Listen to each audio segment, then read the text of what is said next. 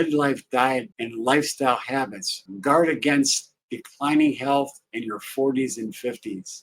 And if you're not careful, if you're not smart, chronic disease begins silently during these years. You start to get high blood pressure and you start to have what's called insulin resistance because many people are eating way too much sugar and they're eating way too many refined carbohydrates. And not everybody is gluten sensitive. Not everybody needs to avoid gluten.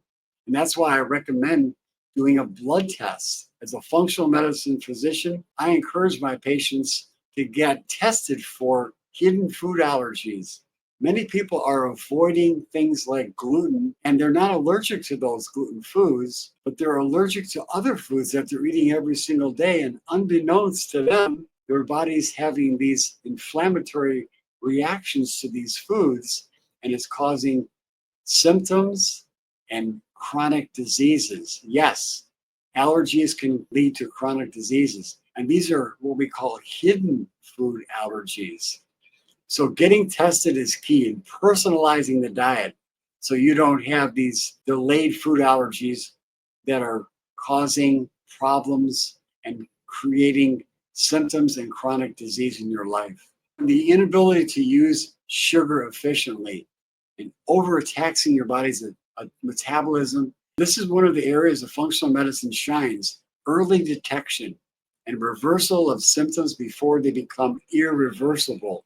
When you end up having something like osteoarthritis and your joints get damaged and the deterioration of the joints occur, there's no way that you're going to be able to reform those joints and that cartilage. Not going to happen. Those bones, and when they deteriorate and that cartilage deteriorates, it's not going to be able to reform again. And that's why people end up getting surgeries and having knee replacements and shoulder replacements and hip replacements. You don't have to have these things happen if you catch it early on and get rid of these inflammatory markers and eat an anti-inflammatory diet and live a healthy lifestyle. You don't want to compromise your health, especially during the early 40s and 50s. You can get early detection to prevent these problems later on in life.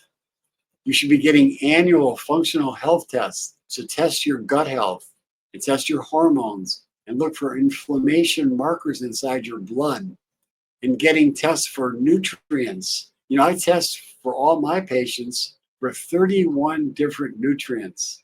Now, if you go to the family doctor and test for things like, say, B12 or calcium or potassium or magnesium or sodium, they're going to be doing tests that look at the function of the nutrients that are not going to be what's going on for long-term effects. They're looking at short-term effects, and we're looking at what's going on for 3 to 6 months in your bloodstream and in your cells of your body. We're going to be looking at that through the tests that we do, not just for short term, because you could have a test done today for a blood test done by conventional blood tests for nutrients, and a week later, you're going to have a deficiency showing up. So it changes dramatically.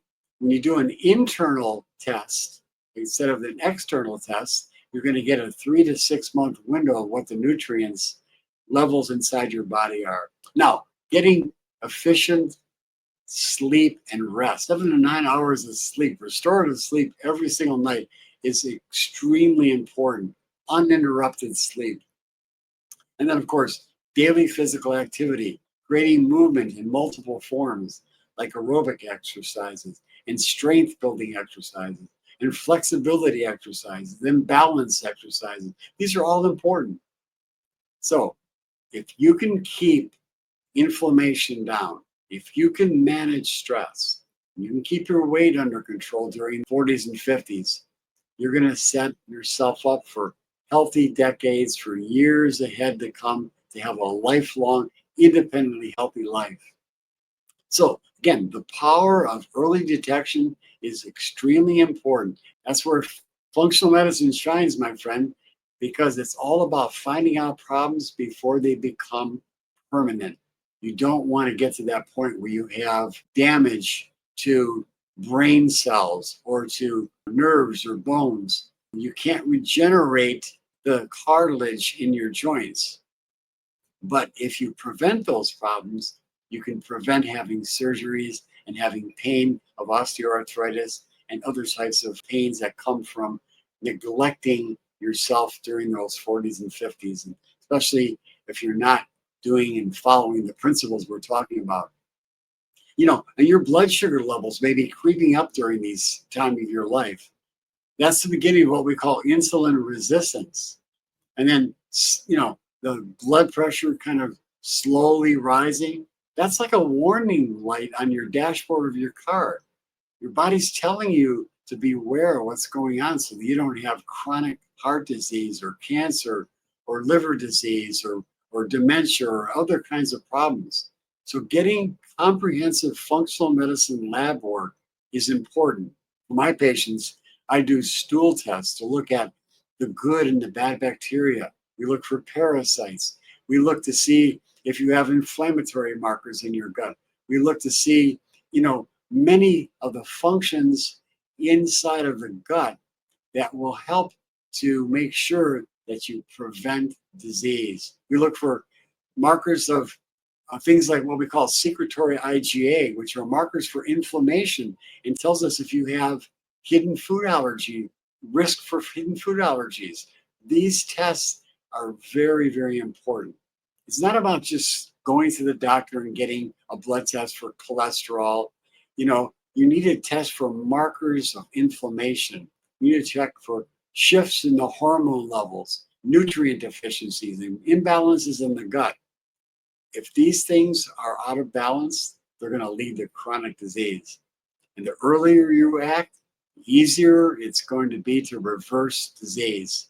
Reversing chronic disease is something that I have seen over and over again over the last 35 years that I've been practicing functional medicine, lifestyle medicine.